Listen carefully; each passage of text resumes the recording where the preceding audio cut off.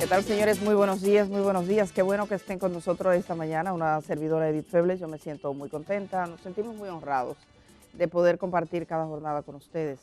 Agradecemos a toda la gente que está a través de Telesistema y por supuesto a los que nos sintonizan en nuestras redes sociales. Cuando salgan de casa pueden seguir en vivo con el programa El Día RD. Si dan con la etiqueta Viendo el Día RD, nos encuentran y ustedes pueden dejar sus comentarios y todo lo demás. Hoy tenemos un programa lleno de mucho contenido. Mis compañeros ya están habilitándose todo para comenzar esta jornada en colectivo en el segundo día de esta semana. Una semana que ha entrado muy fuerte, con muchas informaciones del ámbito judicial. La variación de medida de coerción a Alexis Medina y a otros exfuncionarios y colaboradores que están imputados en el denominado caso Antipulpo. Es uno de los casos principales en la agenda del día de hoy en términos informativos. Aquí lo analizaremos. Tenemos mucho contenido en ese sentido. Por supuesto que la investigación que involucra al exministro de Hacienda, Donald Guerrero, hay muchísimas informaciones que ustedes no se pueden perder. Nuestros invitados van en esa línea. Pero tenemos siempre la costumbre aquí de revisar las noticias más importantes del día.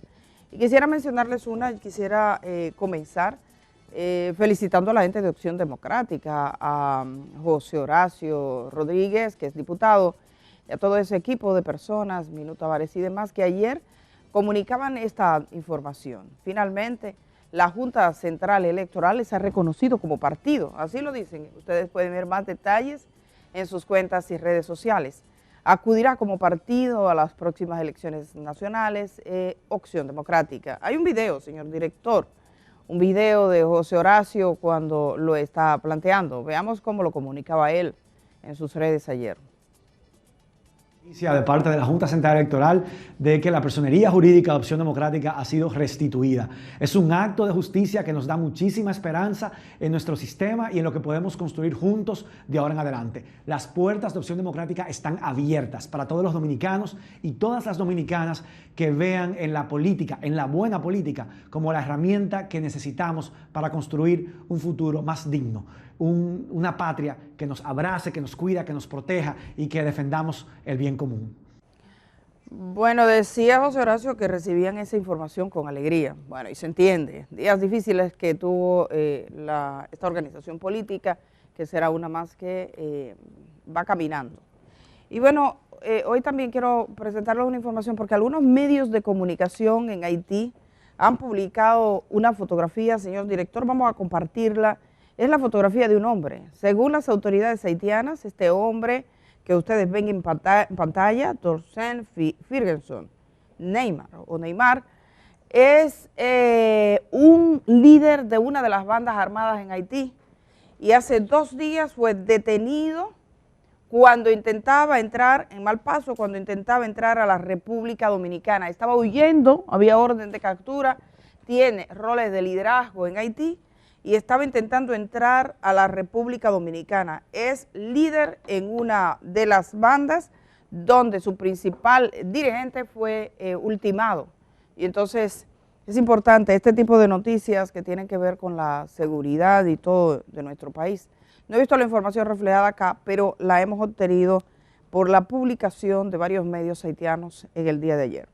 Y dicho esto, mírenlo ahí en pantalla, dicho esto, voy a saludar a Ani Toribio, que ya está lista con las 4 principales informaciones del día de hoy. Ani, buenos días. Muchísimas gracias, Edith. Buenos días también para ti, así como también saludar a toda nuestra audiencia que desde tempranito en la mañana nos sintonizan para ver las noticias más importantes del día. A continuación, las informaciones.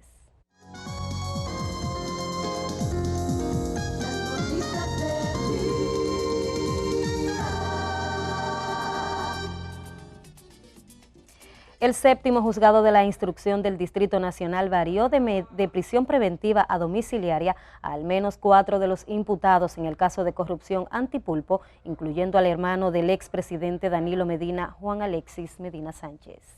En este caso hay 8 instituciones que han sido involucradas en este proceso. Hay 48 personas que han sido procesadas y este proceso tienen más de 400 testigos y eso no cabría en ninguna sala de audiencia con la que cuenta el país. Esto es evidencia de que estos procesos superan el nivel de complejidad que hemos visto anteriormente y esta es una cuestión que que la propia Corte Interamericana de Derechos Humanos manda a tomar en cuenta para que los jueces los asuman al momento de tomar decisión. Ni siquiera el legislador, nosotros podemos llegar a esa afirmación, tomó en cuenta el nivel de complejidad de estos procesos, porque temas como las empresas que nosotros procesamos no tienen reglas claras en el proceso penal para su procesamiento, y es evidente de que lo que estamos haciendo es algo que no obedece a la regla que hemos vivido en el día de hoy, y procesos que resultan extraordinarios deberían tener un tratamiento por parte del sistema en esta misma dimensión. Estamos contentos con la decisión del juez hoy,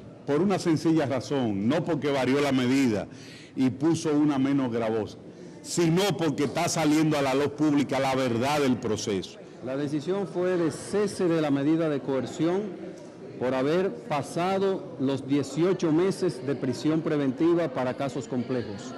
El Ministerio Público tuvo el tiempo suficiente porque le declararon el caso complejo. Y la Oficina de Atención Permanente del Distrito Nacional dictó ayer diferentes medidas de coerción a los 18 imputados vinculados al caso Catleya. Como nos cuenta Paola Mateo, el tribunal acogió además el pedimento del Ministerio Público y declaró el caso complejo.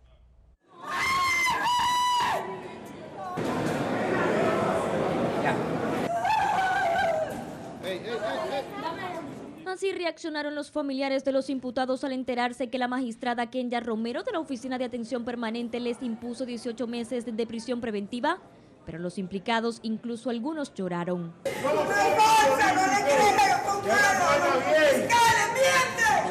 Somos inocentes todos somos inocentes.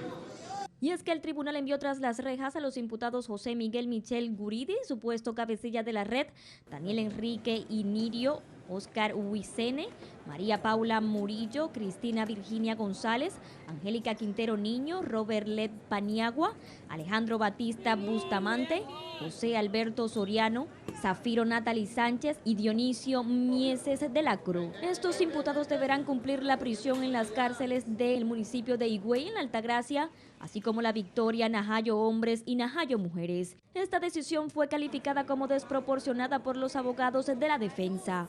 Ellos han establecido que es un periodo, porque cogieron la complejidad, que sería 18 meses, revisable cada 3 meses. Pero eso con un recurso de apelación puede ser anulado. No. Hay personas que sí, que le dieron libertad bajo garantía económica, presentación periódica, y hay otros que le pusieron garantías a través de compañías aseguradoras y a otros los dejaron en prisión preventiva. Ciertamente nos hemos sorprendido con este fallo que ha dado la magistrada, porque no entendemos cómo es posible que una persona que esté fuera del país le imputen cosas sin estar en el país. Dejó detenido al señor Oscar, le impuso prisión preventiva. Por otro lado, en el caso de los 7 imputados restantes, que son María Forquina, Melvin José Valentín, Louis Mariet Neftalí, Oliver Arnaud, Carlos Jonathan Walwin, Braulio Manuel Lugo y Ángel Neftalí Vargas Soto, la magistrada Kenya Romero impuso otras medidas que van desde presentación periódica, impedimento de salida y garantía económica de hasta $1 millón.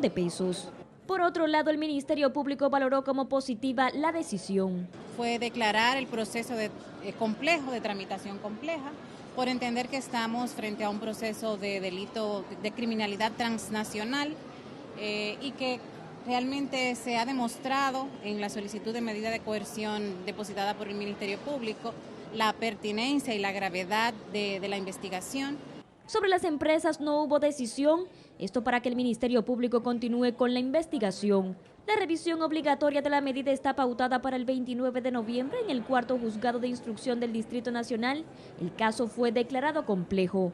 Se recuerda que los imputados están acusados de trata y tráfico de personas en perjuicio de más de 80 mujeres colombianas y venezolanas, que según el órgano persecutor eran reclutadas y retenidas con el fin de explotarles sexualmente. Para Telenoticias, Paola Mateo. Y en otras informaciones, el Comité Político del PLD llamó a respetar el debido proceso en el caso de los nuevos señalados en supuestos actos de corrupción de exfuncionarios de la pasada administración y miembros del Partido Morado. Nixon Rodríguez con los detalles. Un caso de supuesta corrupción se ha destapado, en el cual involucra a una serie de exfuncionarios de primer orden de la pasada administración. Entre los principales señalados están el ex administrador del Banco de Reservas, Simón Lizardo, y Donald Guerrero, ex ministro de Hacienda. Abordados sobre este tema, miembros del comité político del PLD reaccionaron, pidiendo se respete el debido proceso a los señalados de alegados de actos de corrupción en la pasada administración. Que implique imputación de una infracción siguiendo el debido proceso, respetando todo lo que es el debido proceso. Y nada, el inocente que sea declarado inocente y el culpable, después de una sentencia que adquiera la autoridad de la cosa irrevocablemente juzgada, que sea entonces declarado culpable.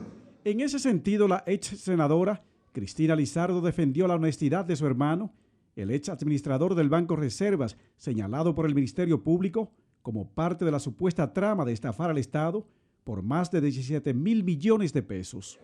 No estaré de acuerdo con que se dañe la moral de nadie y que la justicia actúe acorde a lo que establece, que se aplique. Vamos a esperar que el proceso se mantenga. Yo no creo, yo reafirmo la inocencia de mi hermana. También figuran en el caso de supuesta corrupción que investiga el órgano acusador y que involucra a cerca de 20 personas, Claudio Silver Peña, exdirector de Catastro, Luis Miguel Piscirilo, Domingo Martínez Reyes y Luis Reyes, exdirector general de Presupuesto. Para Telenoticias, Nixon Rodríguez. Seguimos con más noticias. La directora ejecutiva de Participación Ciudadana, Fátima Lorenzo, solicitó ayer al Poder Ejecutivo respaldar económicamente al Ministerio Público a fin de que continúe realizando el trabajo que lleva a cabo contra la corrupción y que si las investigaciones actuales salpican al gobierno, deje a las autoridades trabajar con independencia. Wilson Mejía nos cuenta más.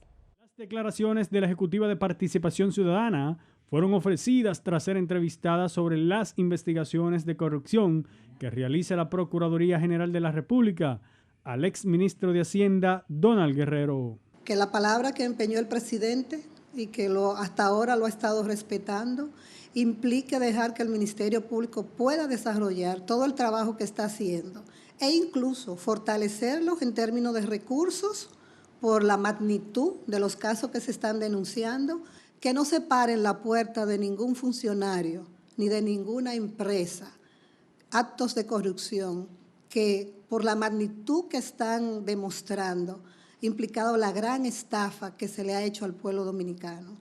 Recursos increíbles, este último caso, cuando estábamos en plena pandemia. Lorenzo manifestó también que el caso de Donald Guerrero muestra el grado, el nivel y alcance de la corrupción que impera en el país. Cómo la corrupción había arropado muchas de las instituciones públicas, pero también el sector privado. O sea, el contubernio que ha habido entre funcionarios, instituciones y áreas del sector privado. Asimismo, señaló también que se debe continuar dando seguimiento a estos males y otros que afectan y dañan en gran manera a la sociedad.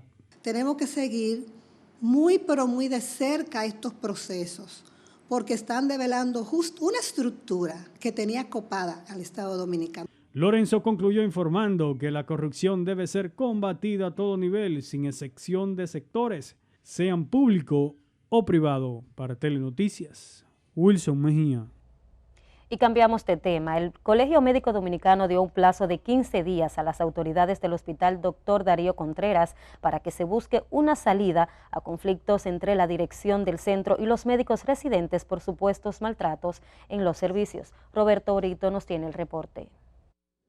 El presidente del gremio médico, Zenén Cabo, informó que ese plazo fue decidido en una asamblea en el que el director del hospital, el doctor César Augusto Roque Beato, renunció a la rectoría docente.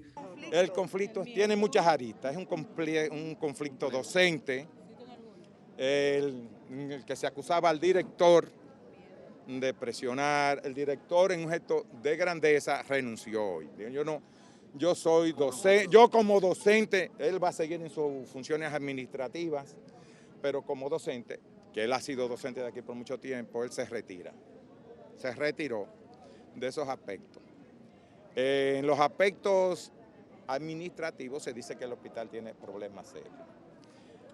Se dice que frente a esa situación hay bloques aquí adentro y eso genera miedo entre los residentes que pasan a ser una suerte de arepa entre dos fuegos. Para darle seguimiento a los temas tratados en la asamblea que se prolongó por casi 3 horas a puerta cerrada en un salón del Centro de Salud en Conflicto, también se eligió una comisión integrada por representantes del Colegio Médico, autoridades del Hospital Darío Contreras y la Dirección Nacional de las Residencias Médicas. Esta es la primera vez que estamos acudiendo, no es nuestro estilo convocar un paro de una vez, de una primera instancia. Hoy hemos tomado todas las denuncias, vamos a dar un compás de espera y ya proceder de acuerdo a lo que se vaya haciendo en el acuerdo. Si vemos una dejadez de las autoridades, usted sabe que no le va a temblar el pulso al Colegio Médico para, como sabe de hecho, reclamar sus necesidades, pero hay que dar un compás para que las autoridades ahora tienen la bola en la cancha, el doctor Mario Lama, el ministro de Salud Pública y el director del hospital para ir resolviendo paulatinamente esas necesidades.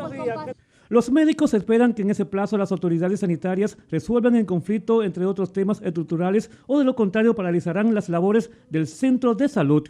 Para Telenoticias, Roberto Brito.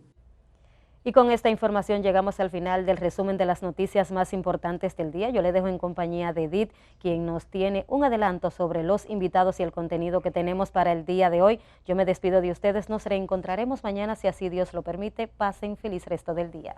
Bueno, que tengas un feliz día, Ani. Que pase buena jornada. Bueno, a ustedes queremos comentarles, ahora que estamos de vuelta, después de compartir las primeras informaciones del día, quiénes son nuestros invitados, pero antes quisiera saludar a mis compañeros. David Álvarez Martín. Muy buenos días, Muy buenos días, ¿cómo está usted? Muy buenos días a los amigos televidentes. También Indira Suero. Martes 30 de agosto. Efectivamente, Indira Suero, buenos días, ¿cómo amaneces? Buenos días, Edith, buenos días, David, como siempre, alegre de estar aquí con ustedes. Estaba viendo ahora mismo en el chat desde donde nos escriben, tenemos personas desde Alemania, desde España, San Francisco de Macorís, aquí en República Dominicana, en vivienda, y así distintos lugares de toda la geografía nacional e internacional, así que muchas gracias por ese apoyo. Bueno, pues gracias a la gente por estar. Evidentemente el día de hoy hay mucha atención sobre los temas judiciales, dos temas fundamentalmente que implican muchísimo dinero, sobre todo uno de ellos, el caso de Donald Guerrero y Compartes, que es una modalidad que buscaron y en 60 días se hicieron erogaciones increíbles. En 6 meses el Estado Dominicano pagando más de 12.000 millones de pesos a favor de terceros que habrían sido supuestamente, según lo que ellos documentaban, dueños de terrenos, hasta los arrecifes del malecón, el Estado tuvo que comprarlo para tenerlo. Oh. Tierras que están en propiedades, por ejemplo, en propiedades declaradas de interés colectivos y áreas protegidas, diferentes terrenos en localidades del país. Fue una feria y esa feria ocurrió justo en un momento en que el país vivía una gran incertidumbre, que fue durante la pandemia. Se había declarado emergencia nacional el día 1 de marzo y aún así siguió la fiesta de pagos. Era una prioridad para el Estado pagar rápido y corriendo dineros. Uno no se explica lo que pasó ahí, lo está tratando de explicar el PESCA. Más esos volúmenes. Efectivamente. Hay, en el día de hoy vamos a tener como invitados, 2 invitados. Por un lado, se ha producido una situación y sé que hay mucha gente con dudas y con muchas preguntas. He visto dominicanos que viven fuera del país que han entrado tempranito al chat a preguntar qué pasa con la justicia dominicana, por qué Alexis Medina, Fernando Ross y toda esta gente ahora de repente recupera su libertad. Hemos visto gente celebrando como si hubiese sido una declaración de inocencia, que no lo fue. De modo que nosotros hoy queremos explicarles a ustedes bien claro qué fue lo que ocurrió con este caso. Primero hemos ido incluso a los archivos a buscar cómo comenzó este caso en los tribunales de la República y en qué etapa se sitúa ahora. Pero para explicarlo un poco más, hemos invitado a un abogado penalista. El abogado Miguel Valerio va a estar esta mañana con nosotros en un rato para que conversemos sobre todo lo que tiene que ver del caso Alexis Medina. Él estará analizando cómo esta decisión del juzgado de la instrucción que ha dispuesto una variación de la medida de coerción. No quiere decir que lo declarara culpable o inocente, ha variado la medida de coerción, pero le abre las puertas de la cárcel y sale libre mientras tanto, prisión domiciliaria y otros tipos de medidas de carácter económico, impedimento de salida del país Vamos a conocer a todos y cuál fue el sentido de esto. Después de conversar con Miguel Valerio, hay hay como una puja, sobre todo en las redes sociales y en los medios de comunicación, cosa que uno no ve que al final del día, si los casos están bien documentados, significa una gran diferencia, pero la gente podría confundirse. ¿Qué pasa con el caso de Donald Guerrero? ¿Cómo fue que una decisión de una jueza llegó a las manos de todo el mundo a través de las redes sociales? ¿Qué fue lo que ocurrió? Bueno, pues lo que ha pasado aquí, cómo es el proceso, cuáles son las implicaciones de esta etapa del proceso, lo vamos a conversar con una abogada que además está especializada en lavado de activos, Claudia Álvarez. Ella pertenece al equipo de recuperación del patrimonio público, tiene roles de coordinadora, así que vamos a conversar con Claudia Álvarez, es nuestra segunda conversación sobre este tema.